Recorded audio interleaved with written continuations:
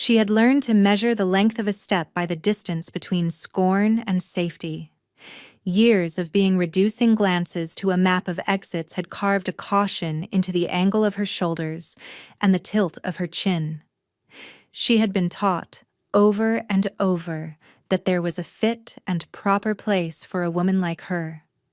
At the edge of rooms, in the quiet of kitchens, and never on the dais where decisions were made. That teaching had the weight of law in her valley, where strength was muscle and blood, where omegas were less than mistakes, wolfless were accidents, and barrenness was a stain written into lineage for generations to come. She moved through that world wearing the trademark of the outcast. Plain skirts patched with the same thread as her dignity, hands rough from work that left calluses but not respect. They called her Lyra of the Hollow, as if the hollow were both home and explanation. The name fit like a stone in a shoe. She could feel it, always, the way neighbors rolled their eyes a fraction too long when she passed, the way children were lifted and hurried away as if her shadow might transfer shame. Her family had been a small thing to begin with, a house on slope that had produced one son who married into status and one daughter whose womb betrayed her. A scandal, a whispered accusation, and the longer story of loyalty and silence that left Lyra alone to manage the hearth and the indignity. She was an Omega, the official said. She had failed at the most basic devotion to their blood and soil. She had no cubs to show as evidence of worth. Worse, she could not shift. For a shifter, that was a final disqualification. In the valley where power was measured by the ease of transformation, being wolfless meant you were untethered from the world that mattered, untethered from the moon's chorus and the pack's heartbeat. People whispered that perhaps the spirit had left her before it reached adulthood. Others said she had been cursed by some jealous witch. No one offered comfort. Only doors closed with the soft, terrible finality of a life being boxed. Inside her chest, though, there lived a different sort of power, a soft, unremarked ability to listen and to mend. Where others healed with salves and muscle, Lyra healed with words and care. She had a patient touch when fever took a child's breath, a knack for knitting broken relationships back into the familial cloth with stories that soothed and rearranged guilt into meaning. When a neighbor's husband returned from the wolflands with fever and nightmares, she sat through the long nights and told of moons that had loved differently, of wolves that had learned to sing with scars. They slept when she lifted the stories, and whether it was magic or simply the easing of worry, they woke repaired. None of that mattered when the valley's traders arrived with a message that made heads turn and teeth bite the bottom of speech. Word traveled fastest when it carried a price, and the price that came to the hollow was not mercantile. It was a proclamation from the highland, from the iron-walled keep, where the Alpha King ruled a territory that extended like a dark thumb across the land. He had demanded a tribute, for one night, for one servant, for the favor of his court. The council had sent 3 names first, as tradition dictated, daughters of minor families, women with dowries. The king had rejected them with disdain. He wanted something different this season, he said, something broken to remind the nobles why they obeyed. The final decision was cruelly efficient. They brought Lyra forward. Lyra had been brought before the council, a procession of lowered heads and faces that could not meet hers. The counselor who made the decree was a gaunt man whose family's lineage was braided into law. He spoke with the cadence of conviction, a litany of reasons that made no sound to her but the shuttering of doors. She understood the ritual. The naming was a sentence, the handing over a confirmation. She had been chosen because she cost them nothing. She had been marked because she was expendable. The cart to the keep was a shaking thing that rolled beneath the wheels of fate. The road up the valley narrowed and then opened, and the keep rose like a promise and a threat above it. Lyra watched the stone walls approach, the crenellations and banners that snapped like the mouths of wolves. She climbed the last steps with hands that remembered the height of hearths rather than the grandeur of courts. Cold air hit her face. The world that lived within those walls smelled of iron, of polished leather, of the kind of fear that wore a crown. He was already there when they led her into the great hall, a silhouette at the center like the last star seen through storm.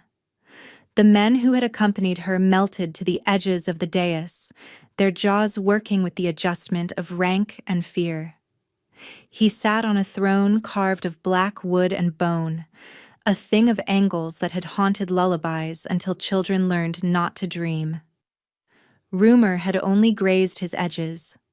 Alpha King Orin, the man who had seared a swath of territory and then kept it with a silence heavier than his sword.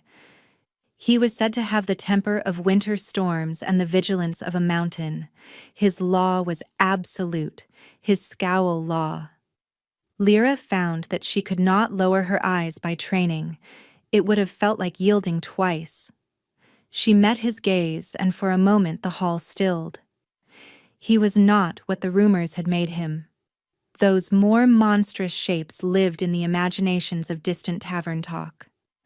But he was a living instrument of control, shoulders like breakers, jaw like a cliff, hair the color of iron filings.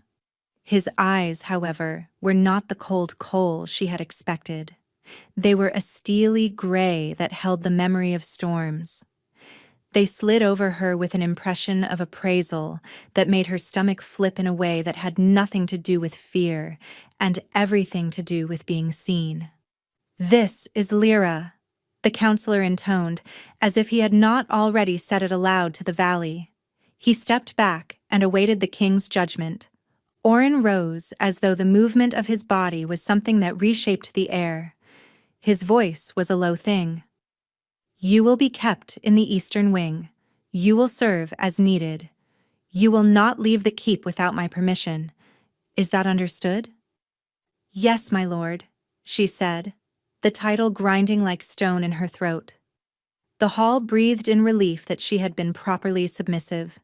That little human performance was all that was asked of her, and she had given it like acolyte to ritual. She had been brought to the eastern wing as ordered. The rooms were sparse, appointed with the minimal comforts of a person whose opinion did not matter.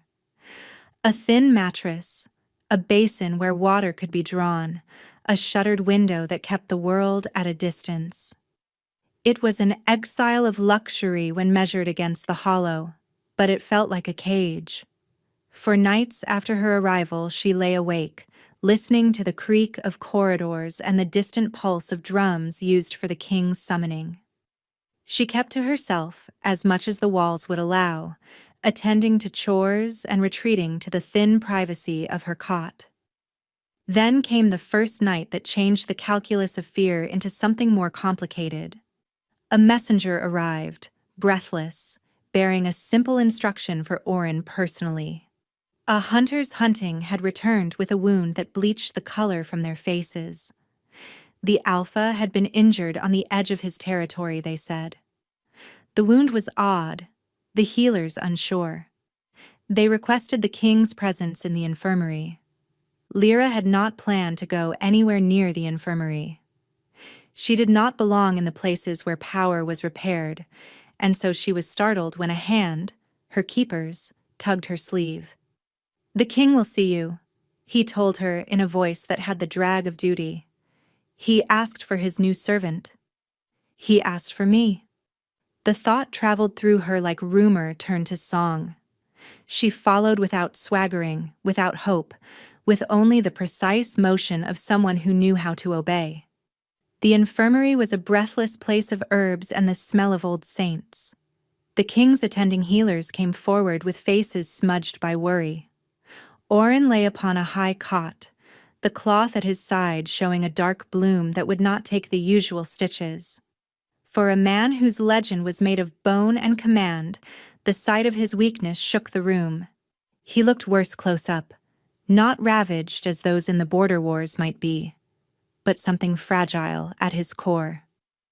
When he saw her standing in the doorway, his gaze snagged. It was a small thing, the way the muscles around his eyes tensed, as if the sight of a wolfless woman in his bedchamber was an anomaly he had not anticipated. "They said you could not shift," he said, not a question.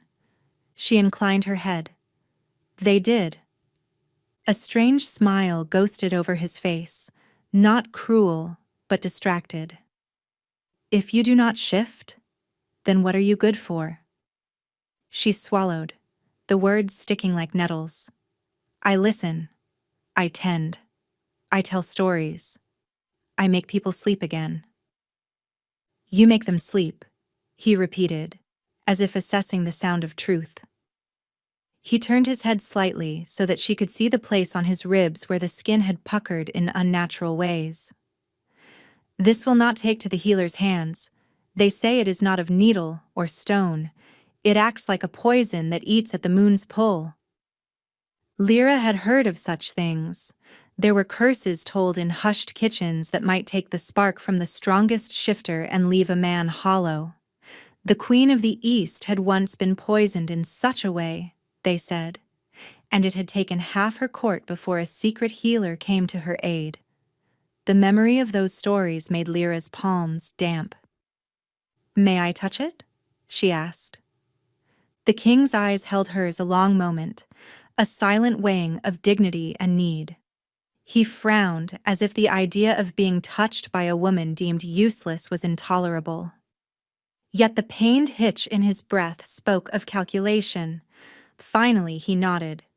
"Do as you will." She stepped forward, hands sure despite the tremor that ran beneath her skin. The healers backed away, as if space might prevent contagion. Lyra's fingers were cool and calloused. They had worked with cloth, with heat, with the raw honesty of life. She laid them upon his side just outside the dark bloom. The skin prickled beneath her touch, like linen warming. Then she pressed gently, not as a surgeon, but as someone whose power lived in attention. There was a small sound from Oren then, a sound she'd heard in the hollow when a child finally fell asleep, the letting go of tension. Breath shuddered into evenness. The color in his face did not return, at least not in a way the healers would boast of, but the expression on his features eased. The room, held taut since she had entered, exhaled. Oren sat up with the effort that made his body a sculpture of strain, and for a moment he looked like a man who had been pulled from water by his own will. "You are not wholly useless," he said, a sentence that sounded suspiciously like praise. The healers in the corner observed with the kind of suspicion that often followed a woman who bucked a category. "You are not trained to do what she did," the head healer said carefully. "If we had known, my king, we would have—" "You did not," Oren cut him. His voice bore the authority of someone with far less patience for excuses. "She is under my protection now. You will not cross her." That declaration burned with the authority of who nested upon the throne. Lyra felt the heat of it, an odd warmth in the place where shame so often lodged. It was not kindness. It was something harder, a staking of claim that made her skin tingle with the idea of being owned, but not simply discarded. He was not embracing her. He was setting a boundary that kept her safe, by virtue of his own absolute power. Back in the Eastern Wing, rumors grew like mold. The keep had never had such an oddity, a wolfless omega in the king's private orbit.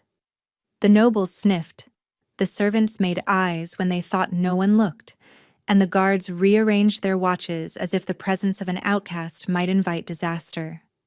Lyra, for her part, kept to the tasks assigned by those in power, and learned the quiet of the keep like someone learning a new instrument. Oren's orders were precise. She served where she was needed. She did not leave without permission, and she took meals in the great hall only when summoned. There were days when she glimpsed the king's private life, a landscape of books he read with the ferocity of a man starved for knowledge, of papers pinned to the walls mapping the movements of enemies. She learned the cadence of his loneliness by watching him in the courtyard, where he walked his land like a ghost exhuming maps. He was never warm in the way of laughter, but there were moments when he was almost tender, when he studied the way a farrier worked, when he listened to the report of scouts with the kind of attention one gave to kin. It was the first late winter morning when, in the privacy of the courtyard, he spoke to her of the thing that bounded him. They were walking, the two of them, a lazy circle around a fountain whose water had frozen into a sculpture of glass. The air was sharp and made their breath plumes like prayers. "There is a thing in me," he said without preface, a confession like a stone dropped into clear water. "It began long before I took the keep. I was called to it like the howl calls moonlight. It is a wound that does not bleed in a way you understand. It eats cold into my bones." She listened, hands folded because there was no other decent way to keep the tremor from betraying the curiosity that had taken root. "Is it a curse?" she asked. He snorted, but there was no humor there. "The courts call it a blot. They say that I have the king's scar, a mark that makes me less than true alpha. The truth is that I have no bite that matches my bark. There was a night when I watched my mate die and could not stop what happened.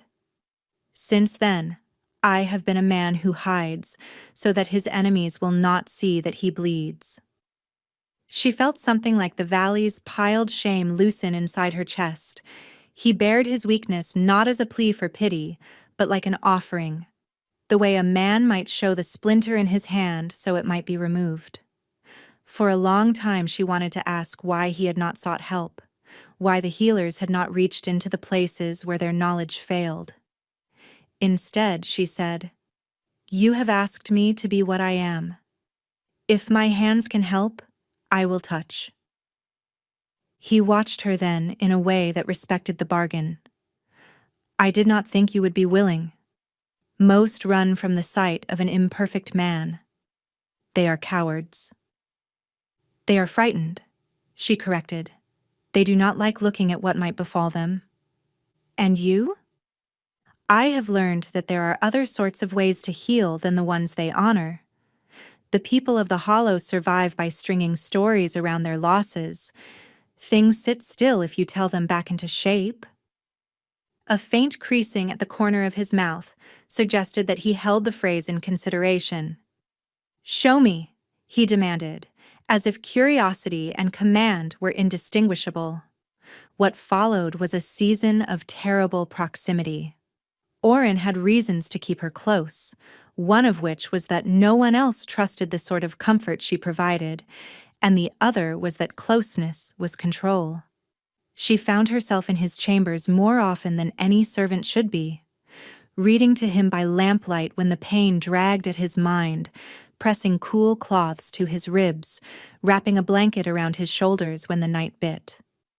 The keep's hierarchy bristled with each impropriety, but the king's law was thick, and they fell into line. In the bubble of that chamber, under the soft pressure of tending and being tended to, their characters unveiled themselves like cards reluctantly shown. Lyra learned that Oren's armor was not simply cruelty. His coldness had been hammered by 100 slights, betrayals of kin, of allies who preferred pretense to loyalty, a childhood of orders where a wrong look could mean exile. He had become a man who trusted only the facets of his power, and that turned his tenderness into something that needed to be earned in pieces. Oren learned that Lyra's stillness contained a strength that was not made of muscle, but of the capacity to remain when others fled. Where the court had used her as proof of the kingdom's mercy, Oren came to understand that she was unwilling to let the world teach her to hate. She spoke truth with a bluntness he had not expected. When she told him the story of how the Hollow had mended a broken cart with twine and laughter, he seemed affronted at first by the simplicity.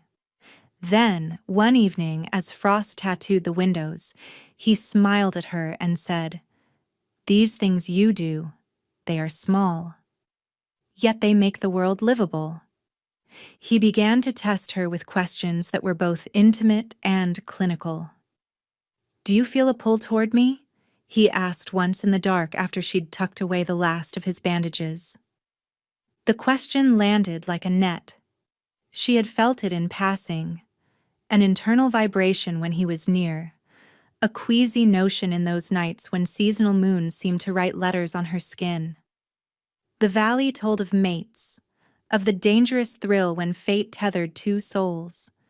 Lyra had been taught to avoid imagining such things for herself. "No," she said, honest because fear had a way of making one clearer. "I do not feel the wild pull that others speak of." He seemed relieved, a surprise. "Good. I prefer choice." Choice they had. A fated bond was not press-ganged into existence. Despite that, an unnameable gravity accumulated between them. A series of small, private moments that wound their hearts into a tighter braid.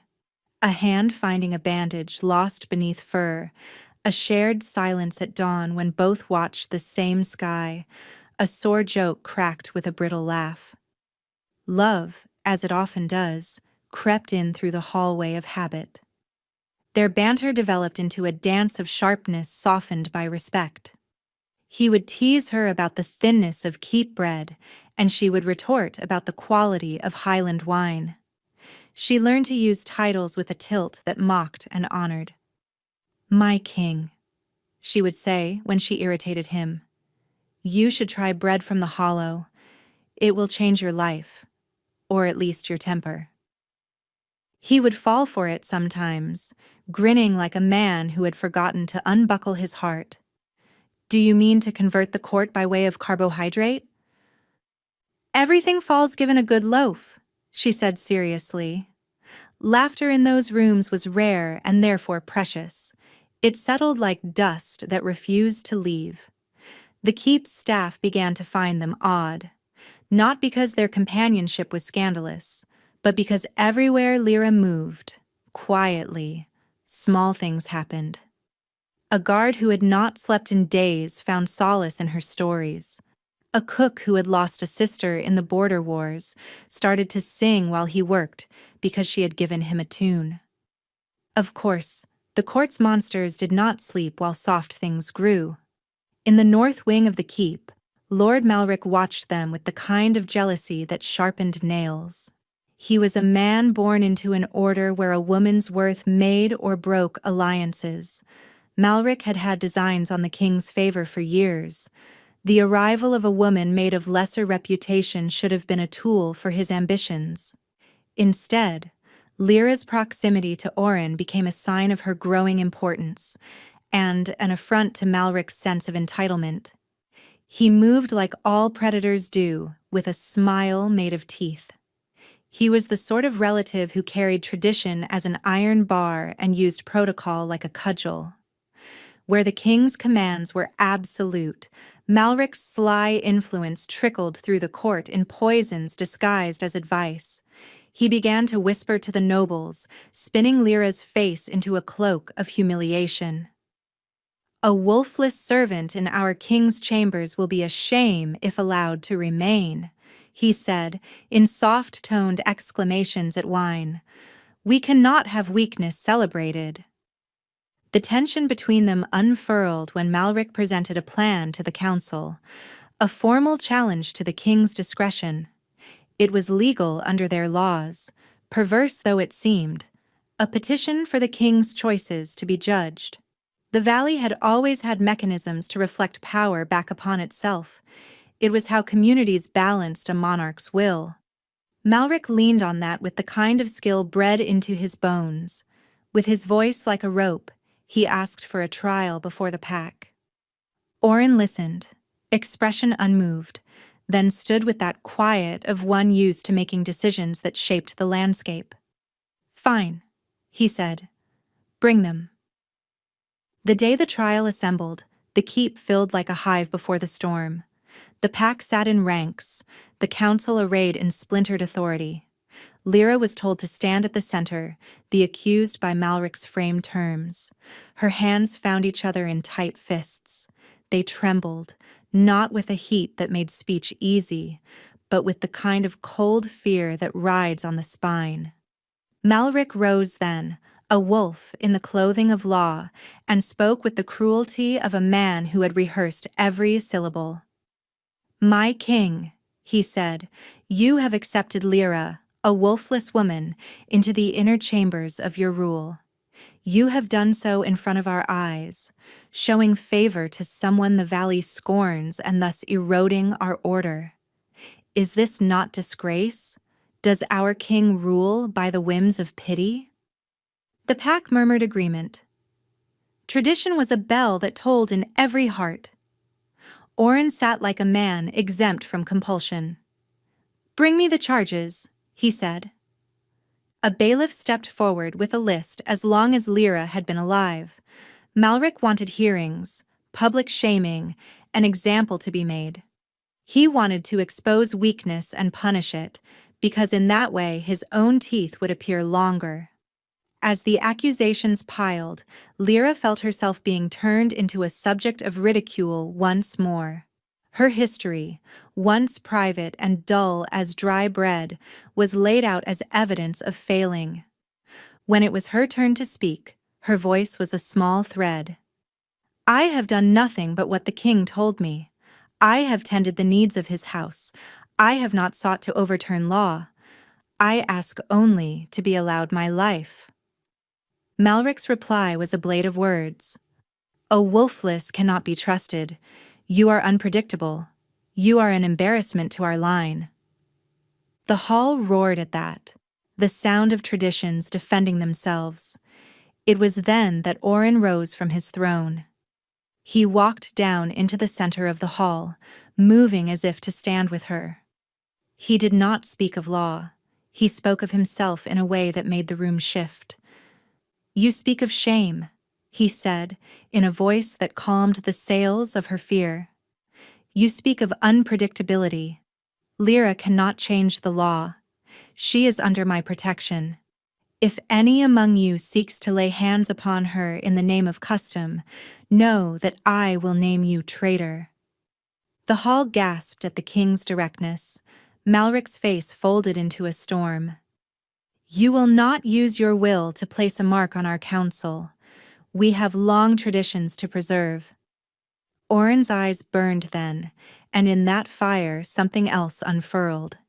He pulled from beneath his cloak a strip of cloth tied with a knot that bore a symbol she had seen sometimes in the margins of maps, an ancient sigil that denoted the king's right to bind.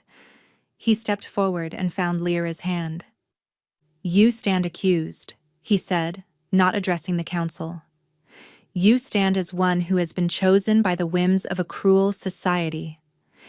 In my taking of you, I have made a choice that we will not be shamed into reversing. I claim you before the pack." And then he did something more. He bent, an obscene act in the eyes of those who saw it as subservience, and kissed the inside of her wrist, the place where paleness was most evident. The kiss was a public claim, a ritual that would tether her to him in the eyes of the valley. The room erupted into scandalized cries. Malric's face went pale and then red as if anger had flushed paint. Lyra felt the tangle of humiliation and a wild, raw joy that made her feel exposed and held at the same time. The king's mouth on her skin stamped her with belonging in a land where belonging had been withheld. Her heart hammered in the manner of something realizing it had new muscles. The pack's reaction was mixed, some chorusing outrage, others whisked in the shock of the king's unexpected vulnerability.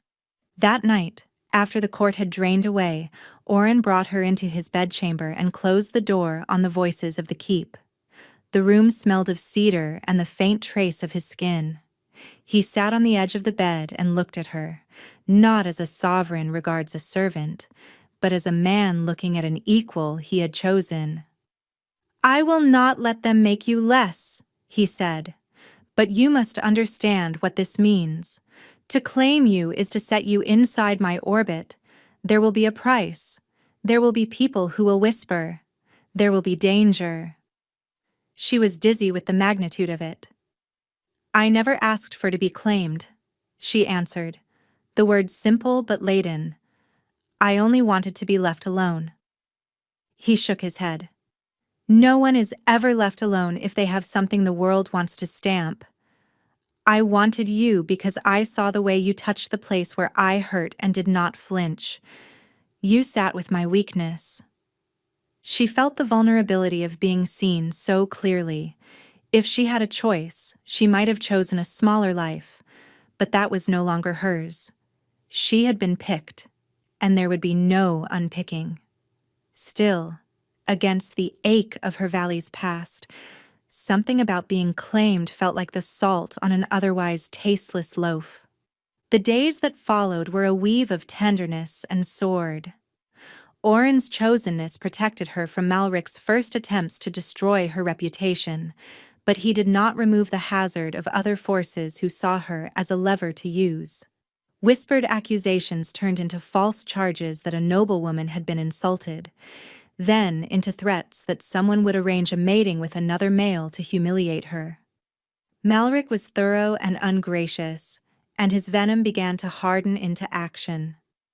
In a cold dawn made unbearable by rain, an assassin made a brazen attempt on Lyra's life. It happened in the labyrinth of corridors. A knife flashed from the shadow. She felt the press of steel and the force of hands that, somewhere outside her skin, had learned to catch and to fight. Oren appeared like a storm at the window. The blade skittered across the floor, the assassin's breath a thin ribbon as he lay with a broken wrist. Oren's own secret unraveled in that instant. The attacker had been someone from Malric's camp, a hired hand with the kind of skill that suggested direction. The king bore a mark then under his sleeve, a subtle runic thing that glowed pale blue for an instant when he struck the assailant. The light was like a thing one might see on a healing herb when it warmed to the sun. For few seconds his face went slack and something small. The wound he had hidden for so long bled open under the pressure of fury. He swallowed the pain and cradled the newcomer with a carefulness that spoke of deep guilt. The attack forced a revelation that had been both brewing and forbidden. Oren's vulnerability was not merely metaphorical. His disease, his inability to be whole in the way the pack expected, was something that could be aggravated by proximity to certain magics or slights. The runes had appeared because the king's body reacted when threatened in ways the healers hardly understood. He had the capacity to manifest an energy that could become dangerous if provoked, and the court had been ignorant of it for too long. The show of glowing light in front of the pack made murmurs escalate into fear.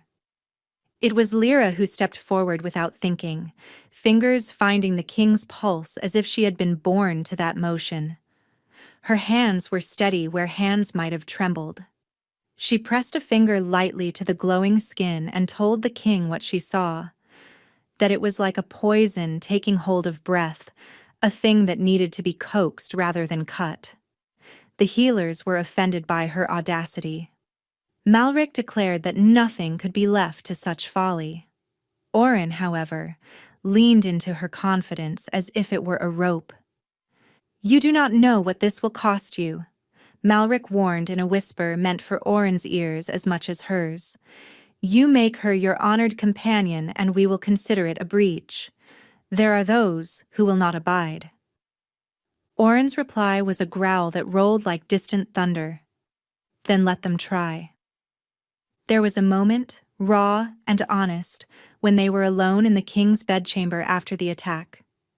The candlelight caught Lyra's cheekbones and made her look frail and luminous. Oren touched her face with a practiced gentleness. You could leave, he said softly. I could arrange passage to the hollow. You do not owe me life. She looked at his hand on her skin and found that she could not imagine going back. The valley's scorn had left its fingerprints on her spirit, but those marks had become a motivating map rather than a prison. I do not want to go back, she admitted. The words unspooled of their own accord, honest and humiliating. There was nowhere for me there. Here, at least, I can be more than a shadow. Oren's expression folded into something that might have been affection. Then choose to stand, he said. But know that choosing me is to wear my enemies as your burdens. Her choice did not end the war. It began a new front. Malric escalated after the assassination attempt failed. He planted rumors that Lyra had bewitched the king, that she had used charms to make him follow her. He rode to absent nobles with forged letters alleging that Lyra used his weakness to rule. To add insult to violence, he pressed the kingdom's laws to demand a formal pairing of Oren to a chosen mate from a powerful allied family. The alliance would seal the king's political power and force Lyra to the margins. Faced with the ultimatum, Oren made the most dangerous choice. He stood before the assembled families and refused to bow to the arranged marriage. I will not be chosen for the sake of appeasing the warm, he said. I will choose my partner. That pronouncement was a political eclipse. Lords fumed. Malric sought to marshal opposition into legal movement. The council called for trials and questioned the king's fitness to rule. The pack's voice became a chorus of worried loyalty and thinly veiled hate. In the hollow of those days, Lyra's small power, tending, storytelling, patience, became a fulcrum around which bodies revolved. Her skill was tested as political attacks sharpened into open violence. Malric dared to lay a hand on her during a council theater to provoke the king. He struck at her pride, and then, when the king did not immediately crush him, Malric brought forward real force. He allied with outlying nobles, some of whom had the nerve to ride men into the keep's outer walls. They planned insurgency with sabers and cold resolve. The keep shuddered when the rebels attacked under the cover of a storm that made night illegal. They came with siege engines and with the kind of hatred that believes it owns the universe. Rings of betrayal unfolded as those in the inner circle weighed where to throw their support. Lyra, in the center of her unchosen fate, found that she could not simply wait for others to craft salvation. The final confrontation happened in a courtyard soaked in rain and iron and the scent of burned wood. Malric rode at the head of a small cohort that believed the king's weakness would be the wedge to break the keep's rule. Oren's forces met them with the weight of loyalers who had taken his word and found it worth fighting for. The first clash was loud and primal, the bellows of men and the grinding of armor like stomachs fighting. Lyra found herself in the middle of it by accident at first. An arrow misfired, a courier fell at her feet calling out for healing. The melee was a storm in which anything might be lost. She stumbled into the line of battle with only a satchel of herbs and the stubbornness of someone not willing to look away. There was a man with a broken leg who begged for something to stem the bleeding. She worked with bandages, with telling a tale to drag a mind away from the pain. Her voice was a rope that kept people from falling into terror. The soldiers who had known only metal and orders listened like children learning a lullaby. They gathered, a human circle around her as she moved with small, steady hands.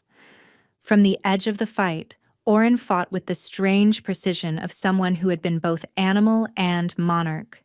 His sword sang, but so did his decisions. He blocked several blows and took a wound cleanly across the shoulder. For reasons Lyra could not explain, he paused then, one foot planted in a stance that split breath between things. In that slice of time, Malric moved forward and tried to strike him with a blade that would have ended him.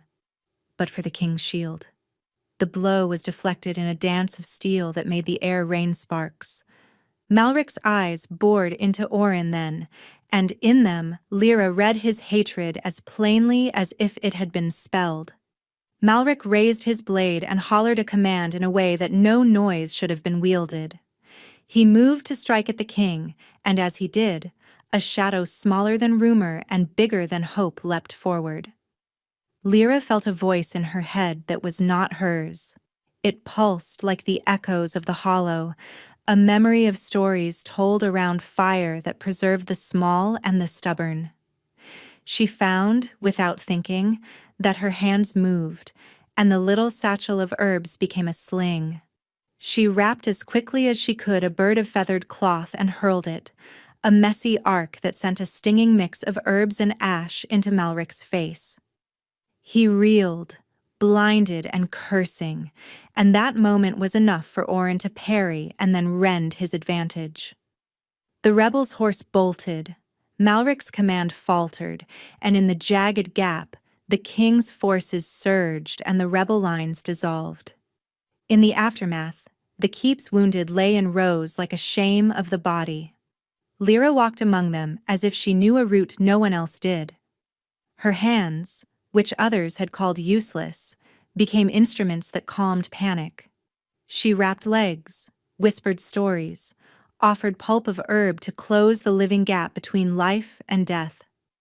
The king watched her from a distance, a regard that had become the sort of affection no one had taught him to show easily.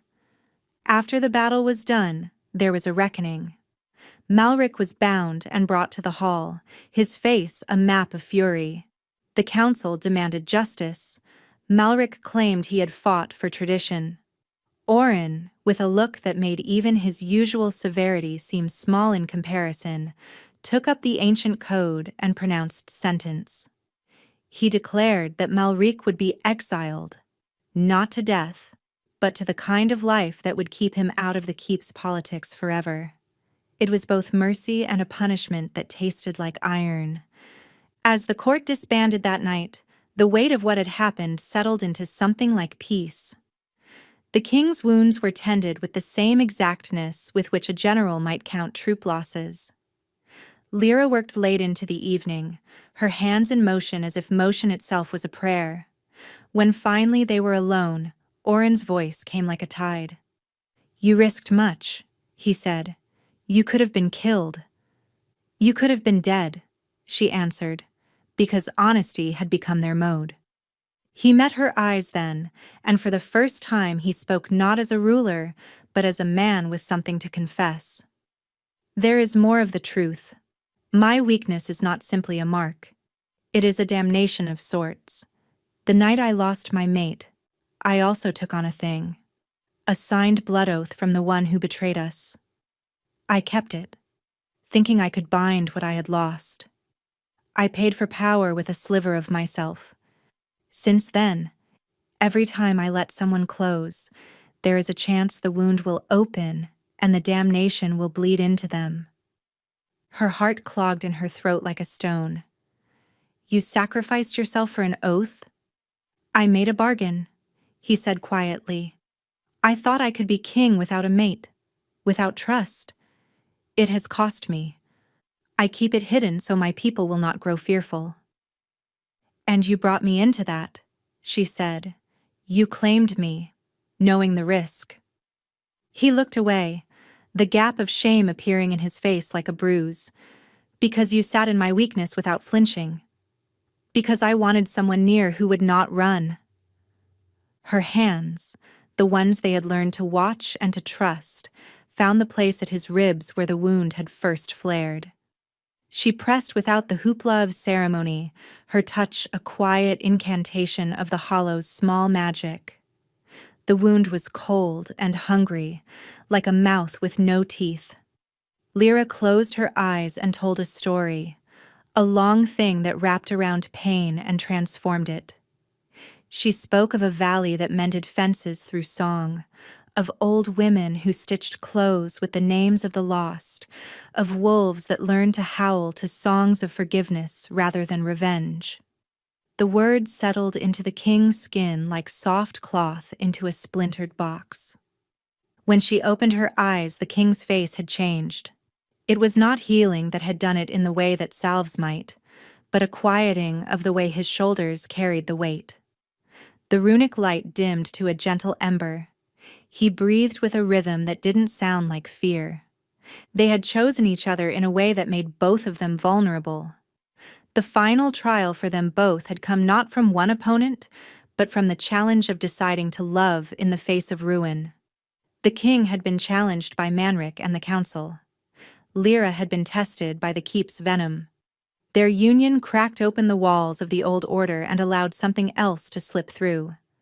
A tentative acceptance that weakness might be a kind of courage if it was shared rather than hidden.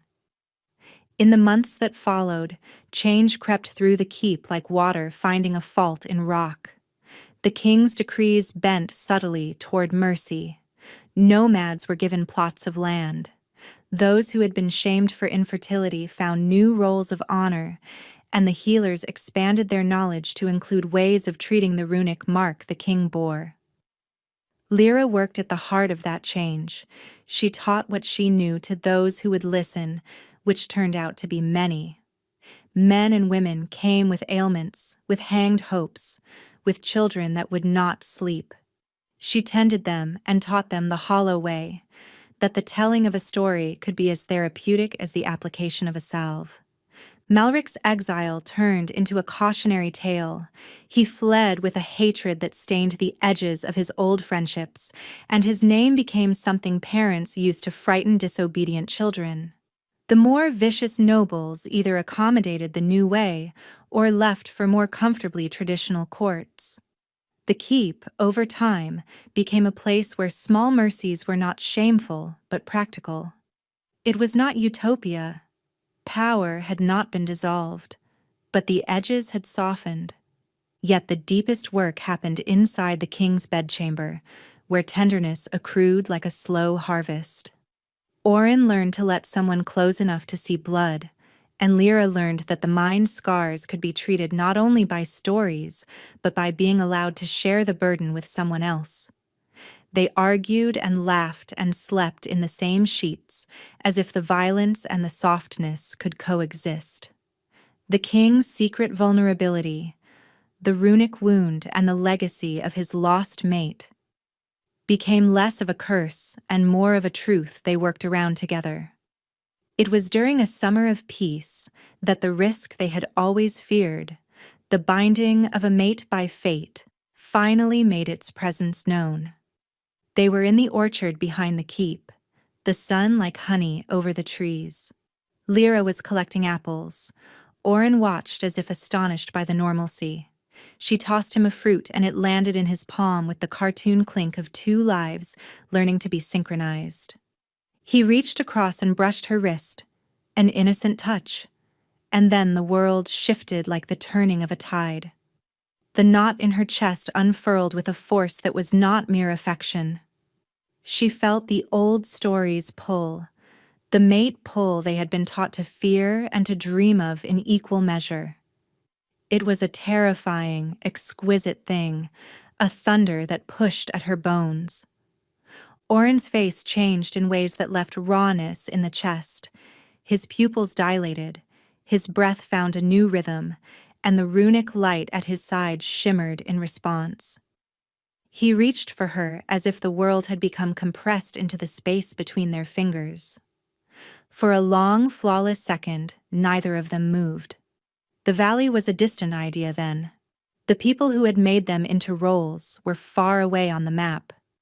In the orchard, with sunlight and the sweet smell of ripening fruit, they understood the depth of what had been planted between them. "I did not think the stars would do this to us," Orin said quietly. She found that she could only laugh, a short bark of disbelief. "The stars have a sense of humor." Orin's hand found the back of her neck, and he kissed her, as if to write the claim into a language deeper than ceremony. The moment settled like something valuable turned thoroughly familiar. It was the claiming of souls and not only titles. It was the weaving of two lives into a shared fate. For Lyra, it was the radical inversion of everything the Hollow had taught her. The outcast had become the central figure in the king's life, and that centrism had ripples. Their mating shifted more than intimacy. It altered the political arithmetic of the keep, because where the king stood, the people would follow. It transformed Lyra from an outcast to someone whose voice carried weight. She used that voice not for revenge but for a steady kind of reform. In meetings, she argued for policies that recognized the worth of those traditionally suppressed. She sat in on councils and told stories that illustrated policy, and those stories had the effect of grounding cold charts in the reality of people's lives. Her influence was small and stubborn. The final knot in their journey came not from internal politics, but from forces outside the keep who had been stirred by the king's earlier wars. There were raids from border lords who tested whether the change in the keep had weakened its hand. The conflict that followed was rawer than any previous skirmish because it targeted the keep's new ways, the slow social changes rather than its fortifications. It was a test of their shared life. On the field where the final battle raged, Lyra again found herself in the middle of it, but not as a passive piece. The army moved like a living thing, and she moved with them, using her storytelling to teach rallying calls that steadied nerves and bandages wrapped with hands that no one had expected to see on a standard bearer. Oren fought at the center, a fulcrum whose pain and prowess were visible to all. The enemy charged with the intention of severing the heart. They thought that tearing out the king would cleave the head and scatter the rest. But Lyra had grown into more than a healer. She had become a leader. She organized the messengers, marshaled the reserves, and stitched up a defense that repositioned lines with the ease of someone reordering furniture. The battle was gruesome and glorious. By the end, the keep had survived, though it bled. When the dust settled, they had won not only their lives but the legitimacy of their reforms. People took note of how a kingdom fought to protect its weakest, and how a leader could hold a wound and still command with justice. The enemy retreated and the news spread, not like gossip, but like a new law inscribed into the valley's consciousness. There was still a lot to be milked from the months after battle. Repairs, funerals, the stubborn persistence of the court's more conservative elements, who would never fully accept change. But under the slow light of months, the keep grew better. Oren's runic wound faded as they worked together to understand the bargain he had signed. Some nights, the light at his side would flare, and he would retreat into a silence where he needed her. She would sit with him, telling stories until the flare diminished. Sometimes a child from the lower villages would run into the chamber with a scraped knee and a laugh, and the king's hands would mirror hers as he wrapped the cloth. The sight of that tenderness did more to change hearts than the force of any edict. It was clear that their union had shifted the tide for the valley. Where once the law insisted on the physical mark of strength and the production of heirs, the keep now honored other forms of contribution. The ability to mend, to teach, to hold. Children who had been told that only muscle and wolf blood mattered began to see other kinds of worth. They visited the eastern wing and learned the Hollow's songs. The valley's old belief began to erode like ice in spring. 1 year later, things bore the imprint of domesticity that was hard-won and deep. The keep smelled less like iron and more like bread. Lyra and Oren had become as comfortable in each other's presence as people who had survived storms together. On a morning when the apple trees were heavy and the sun was a thin, patient hand, Lyra stood in the courtyard watching children play. Some were the king's, some hers, many of them the children's, whose mothers had been named in new ways to the village rather than left in shame. She had grown into a role she had not asked for, but had learned to steward carefully. The mark of being a queen, a title she accepted hesitantly, but which people gave with an ease that made her dizzy, was not a crown, but a set of small responsibilities. She convened councils with an ease she had not known, heard complaints with a patience that was a kind of power, and organized philanthropy toward those whose lives had been bruised by old rules. Their bond had produced another tangible sign of change. There was a child in the keep now, with Oren's steady jaw and Lyra's luminous eyes. The announcement of the child had been met with a mix of astonishment and celebration. The valley had not expected the outcast to mother the king's heir. The sight of the little one toddling between the throne's shadow and the hearth was revolution disguised as family. The fays of the valley, a term people used for those who still believed magic was a part of the world, claimed the child for a blessing, saying that the union of their parents had turned something like dusk into dawn. Lyra laughed at such things, but not unkindly. The child, whose hair separated in a zigzag as if born with lightning on its brow, brought out a maternal fierceness in her that had nothing to do with public law. Governance changed too. Where once the king made decrees with the unilateral force of an absolute hand, now councils were convened with more voices, and Lyra's seat at the table was not ceremonial. She argued for education and for equal treatment of those the valley had relegated to the margins. Old widows were given land, wolfless people were practiced in roles that their gifts suited: teaching, medicine, stewardship. The keep's laws softened where they needed to, but hardened against true cruelty, with punishments that targeted abuse rather than the random cruelty of old superstitions. There were critics, of course. A small faction continued to snipe at the edges, insisting that the fabric of tradition be kept intact. Lyra and Oren weathered them with a steady hand. Lyra found herself in the public eye more often than she ever had been. Where once glances avoided her, now people searched for her approval with respectful curiosity. Children who had once been taught to clutch their father's hands away from the outcast now wanted her to tell them stories. She told them, sometimes with a blunt edge, and sometimes with the kindness of a woman who had known shame and turned it into something useful. The year's end ushered in a small celebration on the keep's main courtyard. Banners flew, a market made of colors and the thrum of people's proudness wove through the air. Lyra and Oren stood together in the place where the pair had first been challenged. He wore a tunic unstiff with high courtliness, she a dress that was plain but made luminous by the way the sun caught the thread she had woven for herself.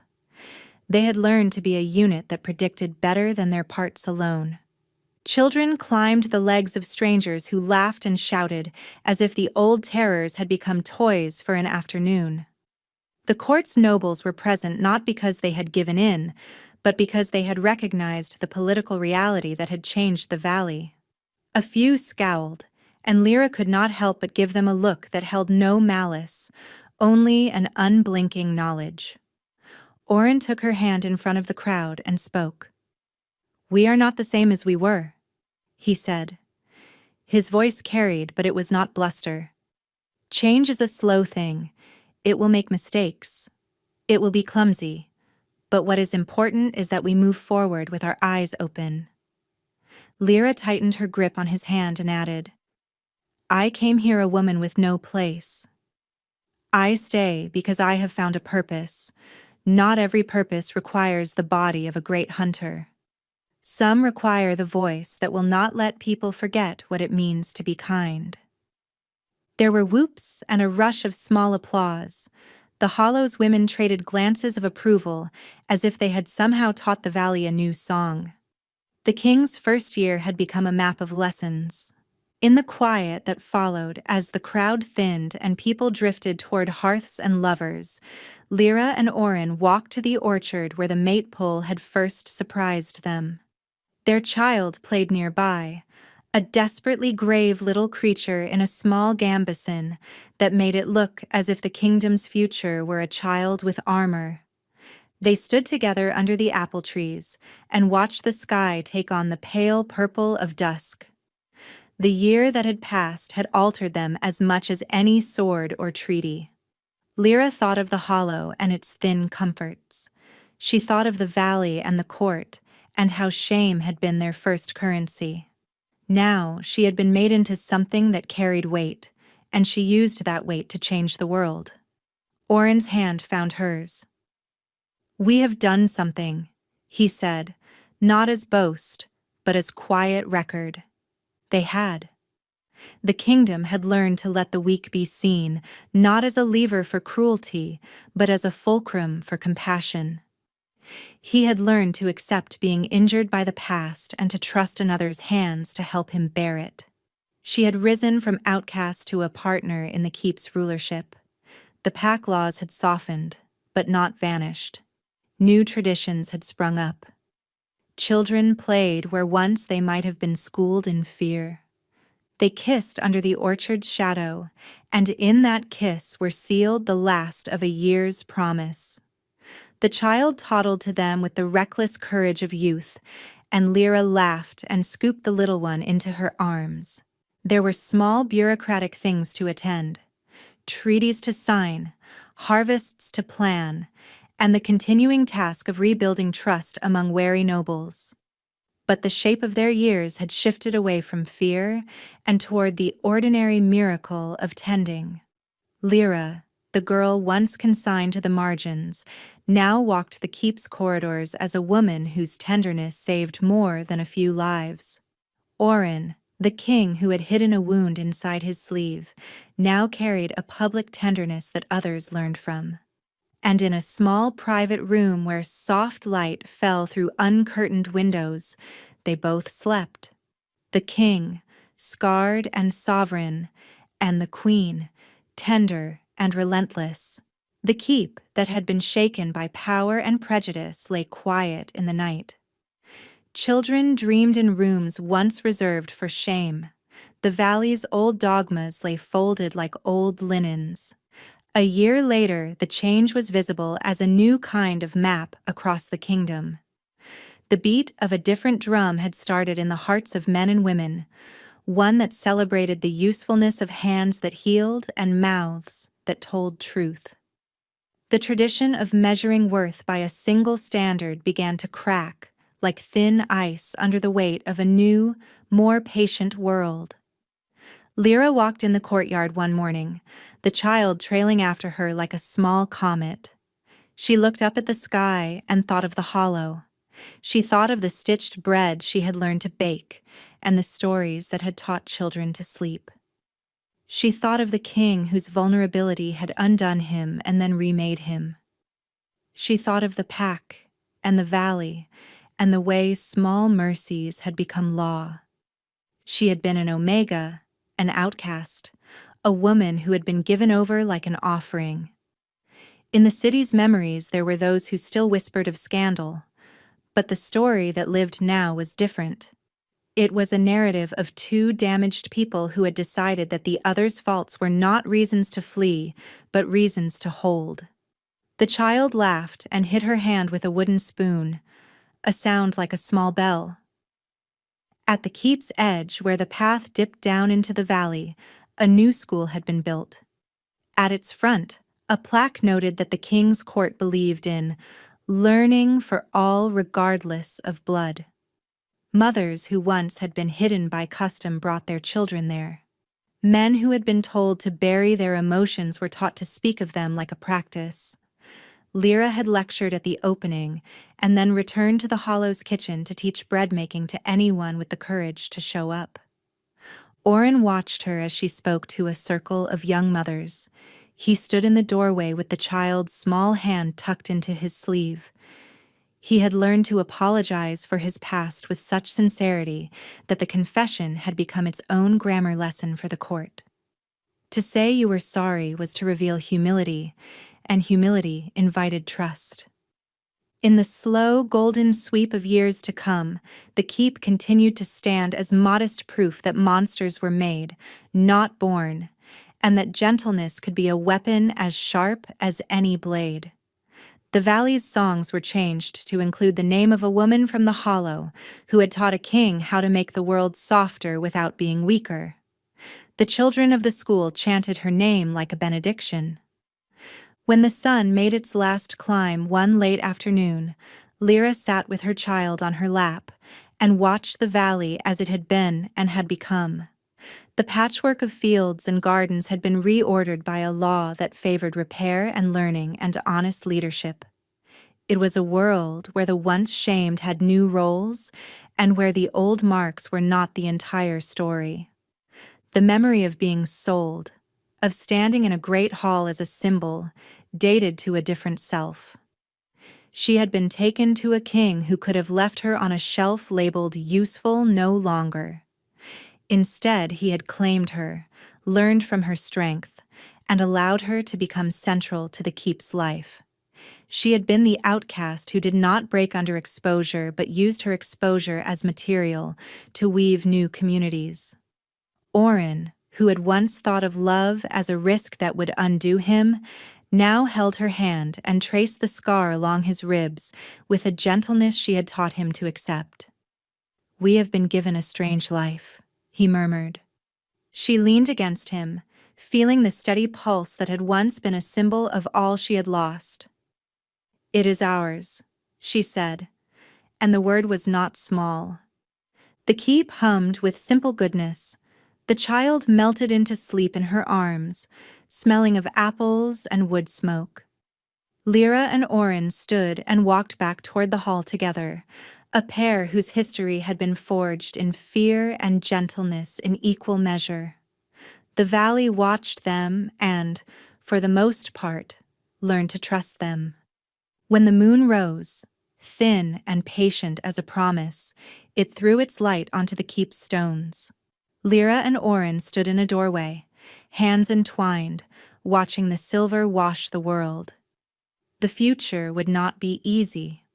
There would be politics and illnesses and the small griefs that no law could chase away. But they had the tools to face them together. A king's authority that had learned to hold softness, and an outcast's skill to stitch the raw into the usable. They had become a story the valley told around its fires, a tale of scandal turned into salvation. The child in the cradle would learn the tales and perhaps, one day, teach them. For now, the keep slept with the comfort of new habits. The pack had a new rhythm. The world outside the valley would not be the same, or maybe it would. But the keep's light would shine differently now, an honest light, warmed by the exigencies of mercy. She closed her eyes and let the night press in like the kind of darkness that contains stars. In place of shame, there was purpose. In place of fear, there was a map. The valley whispered of bread and lullabies, and a king who would not hide when he hurt. And in that hush, they belonged to one another, fiercely and undeniably.